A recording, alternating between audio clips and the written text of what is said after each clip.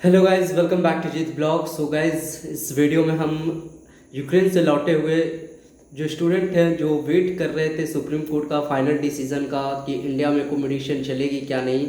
लगभग हमें लगता है 6 महीने से ये चीज़ चल रही थी कि एकोमोडेशन इन इंडिया की मांग चल रही थी, ट्रांसफ़र, मोबिलिटी, इस तरह की सारी चीज़ें हैं। तो आप मेरी वीडियो लगातार देख रहे होंगे तो आपको ये सब फेमिलियर लग रहा होगा। अगर आप मेरे चैनल पर नए हो तो आपको ये सब लग रहा होगा कि ये बंदा क्या बोल रहा है। तो सबसे पहले मैं ये बात करना चाहूँगा कि जो सुप्रीम कोर्ट से ऑफिशियल अपडेट के लिए जो वेट कर रहे थे हम लोग 15 तारीख का और 16 तारीख का, तो वो फाइनल डिसीजन हो गया है।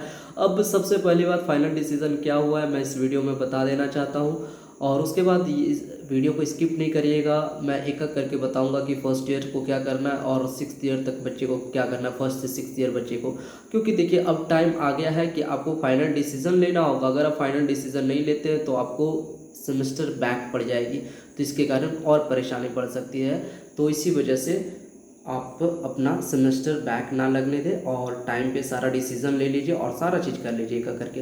तो सबसे पहला बात हम बात करते हैं सुप्रीम कोर्ट की जो 15 तारीख को हियरिंग चली थी और 16 को हियरिंग चली, तो उसका फाइनल कंक्लूजन जो निकला है एकमात्र चीज़ है कि उन्होंने बोला है क्या कि यूक्रेन में जो छात्र पढ़ते हैं या इंडिया से जो जाते हैं बाहर पढ़ने के लिए वो मेरिटोरियस नहीं होते, जो उसमें मेरिट और उसमें काबिलियत नहीं होती है, इसी वजह से वो बाहर जाते हैं। तो उनको यहाँ पे नहीं एकोमोडेट किया जा सकता है और 15,000 से 30,000 बच्चे एकोमोडेशन करना इम्पॉसिबल है।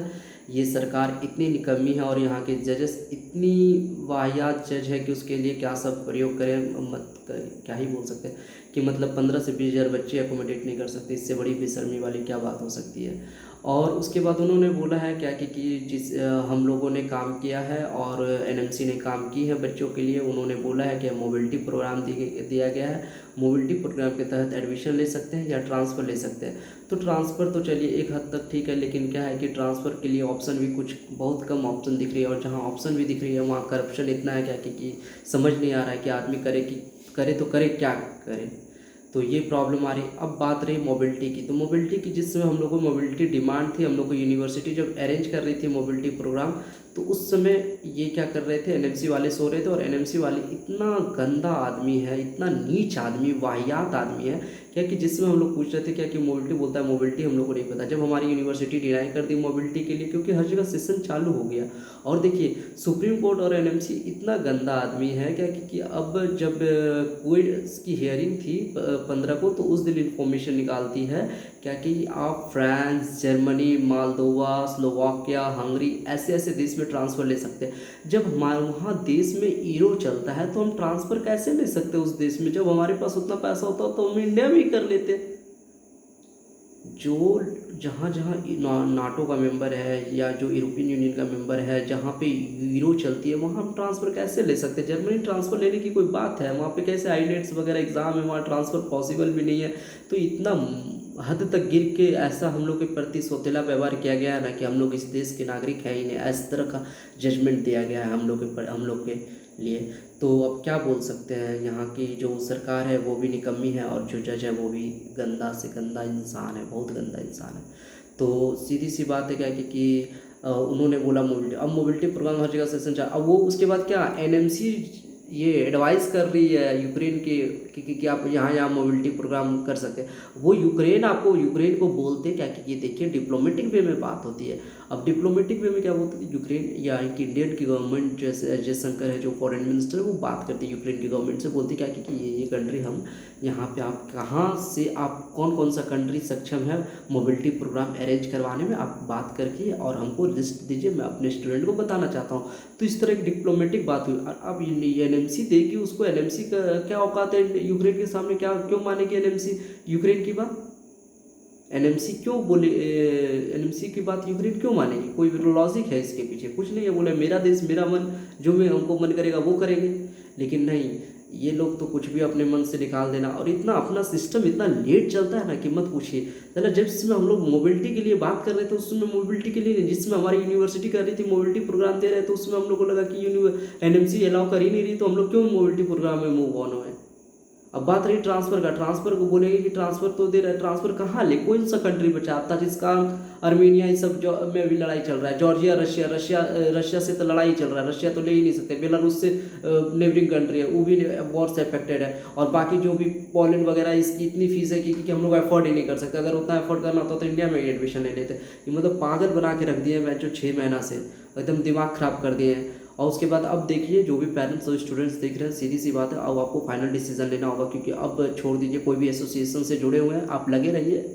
पेरेंट्स मतलब अगर प्रयास करना चाहते हैं, कोई दिक्कत नहीं है, अंतिम तक कोर्ट का फैसला के लिए पेरेंट्स वेट कर सकते हैं, स्टूडेंट्स को मत वेट करवाइए, और आप सीधा निकलिए और निकल के वहाँ से फैसला लीजिए कि अपने बच्चे को कहाँ भेजना है, नहीं भेजना है, फीस जमा करना है, क्या नहीं करना है। तो अभी का करके बताते हैं कि फर्स्ट ईयर से 6th ईयर बच्चे क्या कर सकते हैं। देखिए, फर्स्ट ईयर के बच्चे जो भी है वो तो 18 नवंबर 2022 के बाद ही एडमिशन लिए फर्स्ट ईयर वाले, तो वो सीधा सा बात है। आप वो सोच रहे क्या कि वो पूछ रहे कि डॉक्यूमेंट्स का हम क्या करें, डॉक्यूमेंट्स कैसे पता करें कि 18 नवंबर किस चीज़ का वैलिडिटी होगा। तो वो पासपोर्ट पे जो वीज़ा वाला लगा था स्टैम्प, वो वाला ये अराइवल इन यूक्रेन जो होता है, डिपार्चर फ्रॉम दिल्ली और अराइवल ऑन यूक्रेन होता है जो एयरपोर्ट पे लगती है, वो वाला उसी का वैल्यू रहेगा कि 18 नवंबर वाली जो डेट है वहीं से आप डेट का पता करिए, और दूसरा जगह कहीं भी नहीं। तो सबसे पहला बात वो चीज़ हो गया। तो जो भी है वो ट्रांसफ़र नहीं ले सकता, 18 नवंबर 2022 से जो एडमिशन लिया, उससे जो पहले लिए हैं वो एडमिशन ले सकते हैं, वो ट्रांसफ़र ले सकते हैं। अब जैसे बचा है क्या कि कौन ऑनलाइन कर सकता है, कौन ऑफलाइन करेगा। जैसे फर्स्ट ईयर से थर्ड ईयर के बच्चे ऑनलाइन कर सकते हैं, थर्ड ईयर से ये 4th year to 6th year बच्चे ऑनलाइन नहीं कर सकते हैं, ये भी बात होगी। लेकिन एक लाइन लिखी हुई थी क्या कि हम लोगों ने क्या किया है, बहुत सारे बेनिफिट्स दिए हैं, एक गंगा मिशन का बेनिफिट्स दिए हैं, ये सारी बात भी लिखी हुई थी लाइव लॉग में। तो फिर वहाँ पे ये भी जिक्र किया गया था क्या कि हमने यहाँ जो बच्चे महान क्लिनिकल क्लासेस नहीं कर पाए वो इंडिया में कर सकते थे, डिप्लोमेटिक वे में उसके लिए अरेंज करवाया जाए क्लिनिकल क्लासेस, और वो 2 साल का इंटर्नशिप करेंगे। तो एक चीज़ यहाँ ये स्टेटमेंट से लगता है कि 6th ईयर के बच्चे ऑनलाइन पढ़ाई कर सकते हैं। तो ये चीज़ आप अपने एनएमसी से पूछ लीजिए, जो भी 6th ईयर के भैया हैं, सीनियर्स हैं, वो अपने खुद में ही एक्सपर्ट हैं, वो हमसे ज़्यादा जानकार है। तो वो आप पता कर सकते हैं कि क्या करना है, आपको नहीं करना है, आपको यूक्रेन जाना है कि यहाँ पे एनएमसी से एक बार फिर से ये स्टेटमेंट लेके आप एक आरटीआई दायर करिए, नहीं तो डायरेक्टली मिल के बात कर लीजिए, सॉर्ट आउट हो जाएगी आपकी प्रॉब्लम। और अब एनएमसी में लोग जाके मिल सकते हैं, क्योंकि भीड़ छट गई है, भीड़ खत्म हो गई, एनएमसी के लोग मिलने भी लगे हैं। तो ये बात हो गई। और अब बचा कौन सा, सेकेंड और थर्ड ईयर वाले बच्चे आप ऑनलाइन कर लीजिए। और जिन बच्चे को जाना है वहाँ पे, तो जाने के लिए सीधी सी बात है, आप वीज़ा लेके जा सकते हैं, मालदोवा से होके, नहीं तो पोलैंड बॉर्डर होके क्रॉस कर सकते हैं। क्रॉस करने के बाद क्या है कि वहाँ पे आपसे जब आपका पूछा जाएगा इमिग्रेशन में कि क्यों आए हो, तो बोलना कि हॉलीडेज हम अपना मनाने के लिए आए हैं। उन लोगों को भी पता है कि यूक्रेन ही जाएगा, लेकिन बताना मत, मजाक में भी पूछे तब मत बताना, और वहाँ मतलब अंदर में वो कुछ भी पूछे मत बताना, बाहर में अपना जो भी कुछ होगा किसी को मत बताना कि मैं यूक्रेन जा रहा हूँ। बस तुम अपने मन में रखना कि मैं यूक्रेन जा रहा हूँ, सामने वाला भी जान रहा है कि यूक्रेन, बट बोलना नहीं, आपको बोलना नहीं है, समझे। तो ये बात ध्यान में रखना है। और मोबिलिटी अगर आपकी यूनिवर्सिटी प्रोवाइड करवा रही है तो मोबिलिटी में जा सकते हैं, अगर यूक्रेन आपके पेरेंट्स अलाउ नहीं कर रहे हैं तो। और बहुत सारे बच्चे पेरेंट्स सोच रहे हैं कि यूक्रेन अगर नहीं भेजना है तो यूनिवर्सिटी से बात करिए, बल्क ऑफ स्टूडेंट की मोबिलिटी प्रोग्राम अरेंज करिए। नहीं तो आपको फिर भी डर लग रहा है, मोबिलिटी में भी नहीं जाना है, डर लग रहा है, तो आप ट्रांसफ़र करवा लीजिए बच्चे को।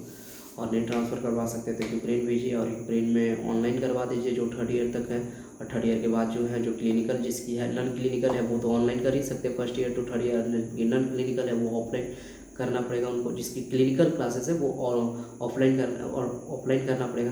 तो इसीलिए के लिए निकलिए और फाइनल डिसीजन लीजिए जल्द से जल्द। अब सुप्रीम कोर्ट का वेट मत करिए, एकदम दोनों गंदा है, सरकार भी गंदी है और ये भी सुप्रीम कोर्ट भी गंदा है। क्योंकि सिर्फ ये अब ये बोलेंगे क्या कि इस तरह क्यों बोल रहे देश के नागरिक होने के नाते। अब यार जब हमारे साथ नाइंसाफ़ी हो रहा है, यहाँ प्रॉब्लम क्या है ना भारत में, कि अगर आपको प्रॉब्लम है ना तो आप ही वो प्रॉब्लम से लड़िए, आपके फेवर में कोई नहीं आएगा। उसके और क्या, जब हम लड़ेंगे सरकार से तो सरकार के चमचे बन जाएंगे वो लोग।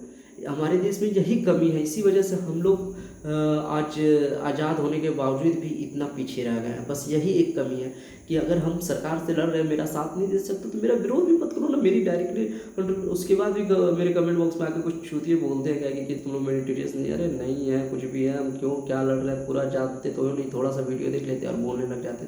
तो ये सब को तो जवाब ही नहीं है, मतलब हर जगह भरे पड़े रहते हैं वैसे लोग।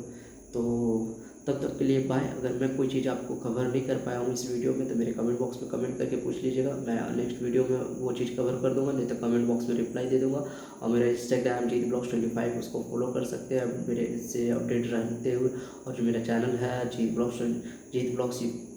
ब्लॉग्स तो उसको सब्सक्राइब कर लीजिए, वहाँ पे घंटा दिख रहा होगा, घंटा को भी दबा दीजिएगा, तो जो भी नई वीडियोस होगी, जो भी अपडेट आएगी, वॉर से लेकर अभी तक सारा अपडेट आपके साथ शेयर कर रहा हूँ। तो बस शेयर करता रहूँगा। तब तक के लिए बाय, मिलते हैं नेक्स्ट वीडियो में। जय हिंद, जय भारत।